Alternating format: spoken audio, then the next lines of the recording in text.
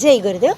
सभी प्यारे बच्चों को आज की कक्षा में आपकी अध्यापिका एलएनवी रमणा की शुभ स्वागत है। प्यारे बच्चों, अब हम श्री कबीर दास जी के बारे में थोड़ा सा जानकारी लेंगे। हाँ, कबीर 1398 से 1518। कबीर का जन्म 1398 में కాశీ में हुआ माना जाता है।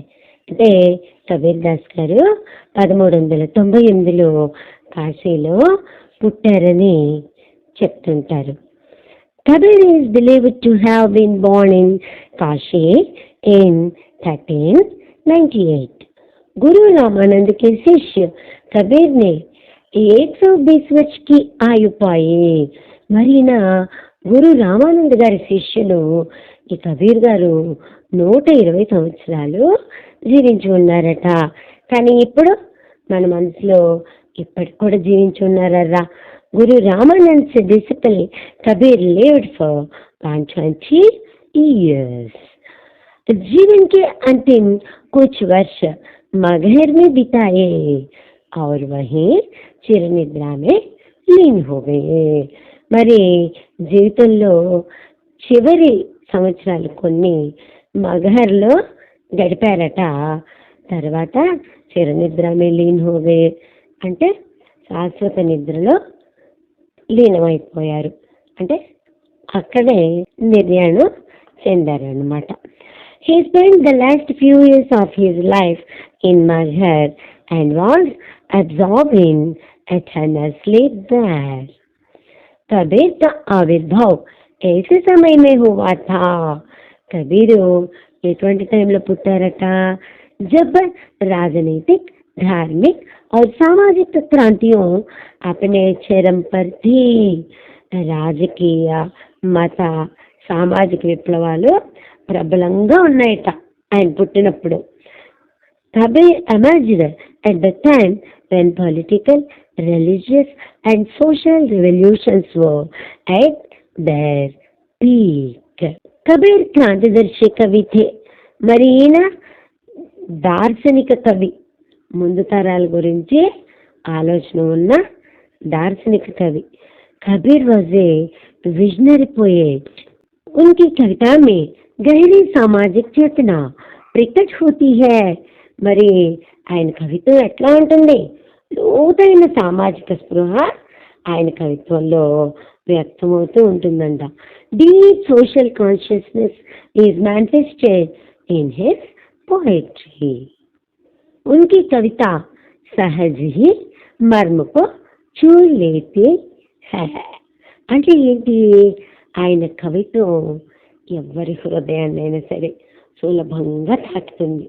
అంటే అంత చక్కటి లోతైన పదాలు, ఈజీగా అర్థమయ్యేవి కూడాను ఆయన భావాలు. His poetry easily touches the heart. एक ओर धर्म के बाह्याडंबरों पर उन्होंने गहरी और तीखी चोट की है. ఒక పక్కేమో మతం దాని మిడిమిడి దుష్ప్రవర్తన మీద లోతుగా పదునైన దాడి చేశారు. तो दूसरी ओर आत्मा परमात्मा के विरह मिलन के भावपूर्ण गीत गाए हैं. మరి ఇంకోవైపేమో ఆత్మ పరమాత్మల యోగం, వీటి గురించి భావాత్మకమైన గీతాలు పాడారన్నమాట. On one hand, he has made a deep and sharp attack at the superficial pretensions of religion, and on the other hand, he has sung soulful songs about the separation and union of the soul and God. Kabir शास्त्रीय ज्ञान की अपेक्षा अनुभव ज्ञान को अधिक महत्व देते थे. ఇంకా ఈ కబీర్ గారు ఎట్లా, ఈ కబీర్ గారి భావన ఎలా ఉంటుందంటే, శాస్త్రీయ జ్ఞానం కంటే అనుభవ జ్ఞానమే చాలా గొప్పది అని చెప్తుంటారు. మరి దానికే ఇంపార్టెన్స్ కూడా ఇస్తారు. Kabir gave more importance to experimental knowledge than classical knowledge. उनका विश्वास सत्संग में था మరి ఆయనకి సత్సంగం మీద నమ్మకం ఎక్కువ और वे मानते थे कि ఈశ్వర్ एक है ఇంకా ఏం చెప్తుంటారు ఆయన ఏం నమ్ముతారు భగవంతుడు ఒక్కడే ఓ నిర్విकार है అతను నిర్వికార స్వరూపుడు అరూప్ है నిరాకారుడు అనేసి నమ్మారు he believed in the satsang and the God is one he is immutable and formless Kabir की भाषा పూర్వీ జనపద్ की భాషా थी మరి ఈ కబీర్ గారి భాష ఏంటి తూర్పు జానపద భాష कबीर's language was the language of eastern district उन्होंने जन चेतना और जन भावनाओं को अपने सबद और साखियों के माध्यम से जन जन तक पहुंचाया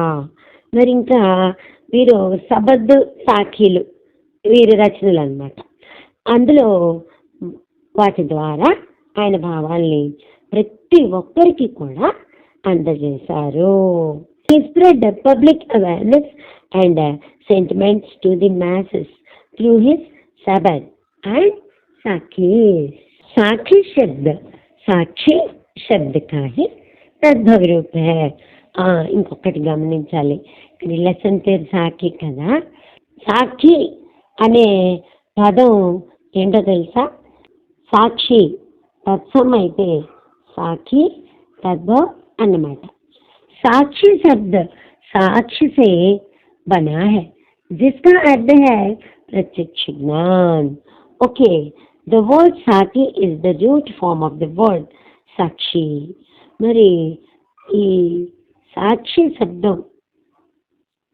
సాక్ష్య అనే దాంతో తయారు చేయబడింది దాని అర్థం ఏంటి సాక్ష్య అంటే ప్రత్యక్ష Gyan the word Sakshi is derived from saksha which means direct knowledge हाँ यह प्रत्यक्ष ज्ञान गुरु शिष्य को प्रदान करता है మరి ఈ ప్రత్యక్ష జ్ఞానం ఇది ఎక్కడి నుంచి వస్తుంది తెలుసా గురువు శిష్యుడికి అందిస్తారు this direct knowledge is impacted by the Guru in the disciple संत संप्रदाय में अनुभव ज्ञान की ही महत्ता है ఇంకోటి ఏంటి తెలుసా ఈ సంత పరంపరలో అనుభవ జ్ఞానం మాత్రమే ముఖ్యం శాస్త్రీయ జ్ఞానానికి మరి శాస్త్రీయ జ్ఞానం అంత ముఖ్యమైనది కాదు in the saint sect only experimental knowledge is important not classical knowledge Kabir का अनुभव क्षेत्र విస్తృత మరి కబీర్ గారి అనుభవం చాలా విస్తృతమైంది చాలా గొప్ప అనుభవజ్ఞులు కబీర్ గారు Kabir's field of experience was wide Kabir जगह जगह भ्रमण कर प्रत्यक्ष ज्ञान प्राप्त करते थे మరి ఈ విస్తృతమైన అనుభవ జ్ఞానం ఇంకెక్కడి నుంచి వచ్చిందరా ప్రతి ప్రదేశంలో తిరుగుతూ మరి ప్రత్యక్ష జ్ఞానాన్ని ఈయన సంపాదించుకున్నారు Kabir use to travel from place to place and acquire direct knowledge अतः उनके द्वारा रचित साखियों में अवधी राजस्थानी भोजपुरी और पंजाबी भाषाओं के शब्दों का प्रभाव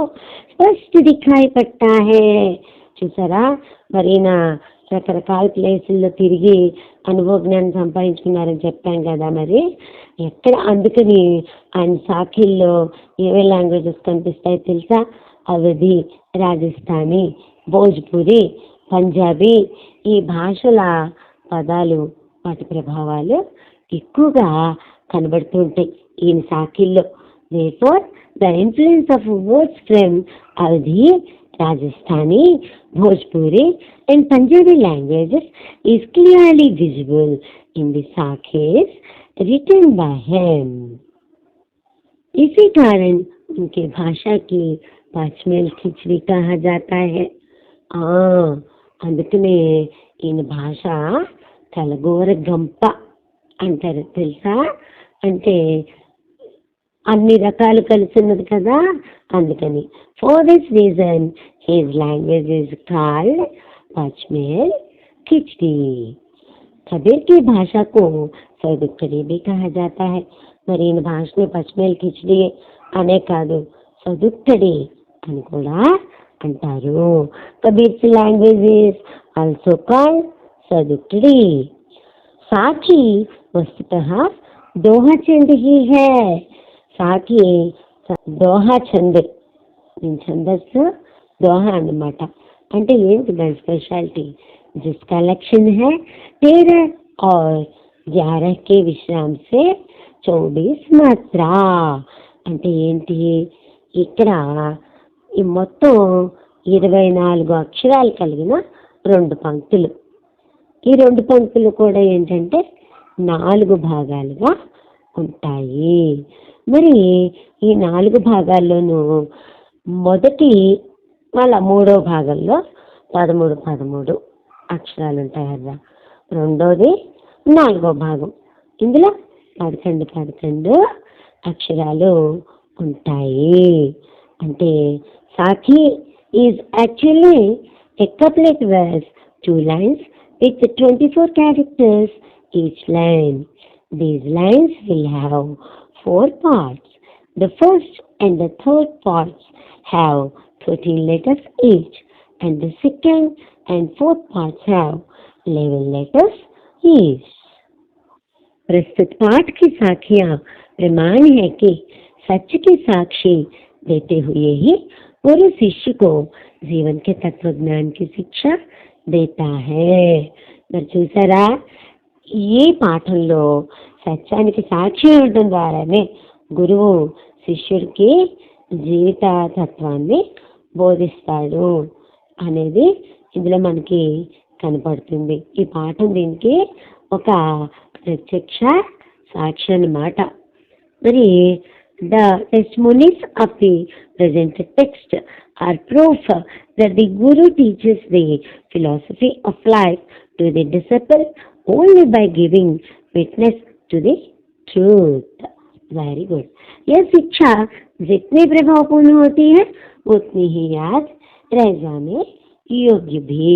మరి ఇటువంటి విద్య అందించేటప్పుడు గురువు మరి ఎంత ఆయన బోధన ప్రభావవంతంగా ఉంటే మరి అదంతా ఆ పాఠం ఆ జ్ఞానం అంతా చిరస్మరణీయంగా ఉంటుందన్నమాట. This education is as effective as it is memorable. बहुत अच्छा.